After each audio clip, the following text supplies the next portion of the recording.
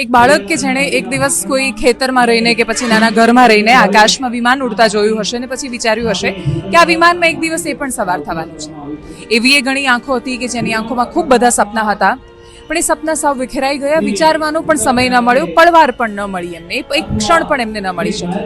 અને છતાંય 250 જેટલા માણસોના મૃત્યુ પછી પણ આ જીવન છે અને જિંદગી આનું જ નામ છે એ સાબિત કરતા બધું જ યંત્રવત શરૂ કરવું પડે છે. સિવિલ હોસ્પિટલના કેમ્પસમાં હું છું. અહીંયા ભોજન છે એનું વિતરણ કરવામાં આવી રહ્યું છે.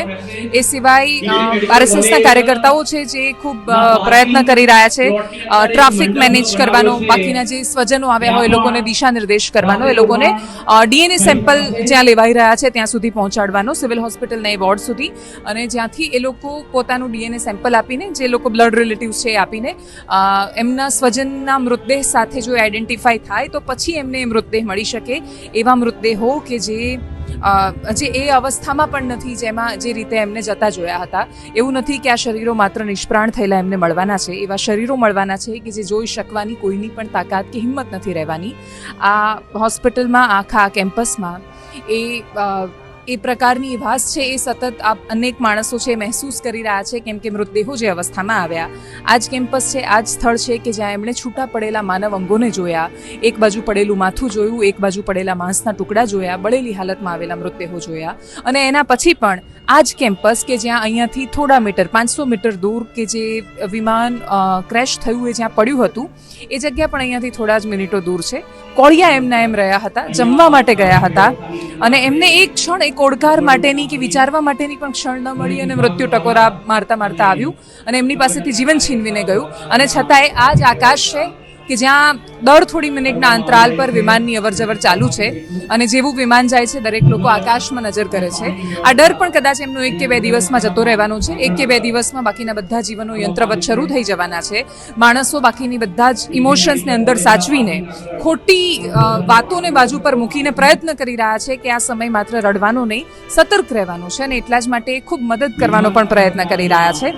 મોટા ભાગના માણસો જે અહીંયા છે એ પ્રયત્ન કરી રહ્યા છે કે કોઈને કોઈ રીતે આ સિસ્ટમમાં હિસ્સો બનીને, ભાગ બનીને એ માણસોની મદદ કરે જે લોકો આ દુર્ઘટનાનો ભોગ બન્યા છે. સતત સૂચનાઓ છે એ જાહેર કરવામાં આવી રહી છે. વિદેશી માણસો પણ ખાસા બધા દેખાયા.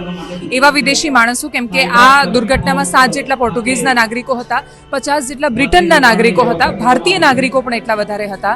અને એટલે જ્યારે 250 માણસોને ડીએનએથી પરખ અને ઓળખ કરવાની હોય ત્યારે એમના માટે આ બહુ જ કપરું છે. માણસ પાસે જ્યારે બધી જ એની સંભાવનાઓ કે પ્રયત્નો ઘટી જાય ત્યારે એનો છેલ્લો રસ્તો આ રહેતો હોય છે, જે તમે અહીંયા માણસોને મંદિર પાસે આવતા જોઈ રહ્યા છો. બીમાર પડે છે સ્વજન ત્યારે પણ એ લોકો આવે છે ઈશ્વરના આશીર્વાદ માટે. અત્યારે પણ માતાજીના આશીર્વાદ માટે અલગ અલગ લોકો આવી રહ્યા છે.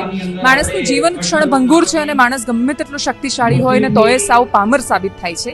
એ દરેક દુર્ઘટનાઓ સાબિત કરે છે, પણ છતાંય માણસ પડીને બેઠો થાય છે, દોડે છે અને ફરીથી આકાશમાં વિમાન ઉડાડે છે. આ દુર્ઘટના થઈને એના પછી પહેલું વિમાન જેણે ઉડાડ્યું હશે એ એરપોર્ટ પરથી, એ પાયલટની મનોસ્થિતિ શું હશે એ પણ વિચારવાનો વિષય છે. અહીંયા કામ કરી રહેલા માણસો કે જેમણે મૃતદેહોને જોયા સાવ વિખેરાયેલા, એ લોકોની મનોસ્થિતિ શું હશે એ પણ વિચારવાનો સમય છે. પણ છતાંય આ માણસ છે એ હાર નથી માનતો, એ ઊભો થાય છે, એ દોડે છે, અને એ લોકો માટે આ દેશની સૌથી મોટી એવિએશન દુર્ઘટનાઓમાંથી એક છે. અને એટલે જ એ લોકો આ આઘાતમાંથી કદાચ જીવનભર ક્યારેય બહાર નથી આવી શકવાના. નમસ્કાર.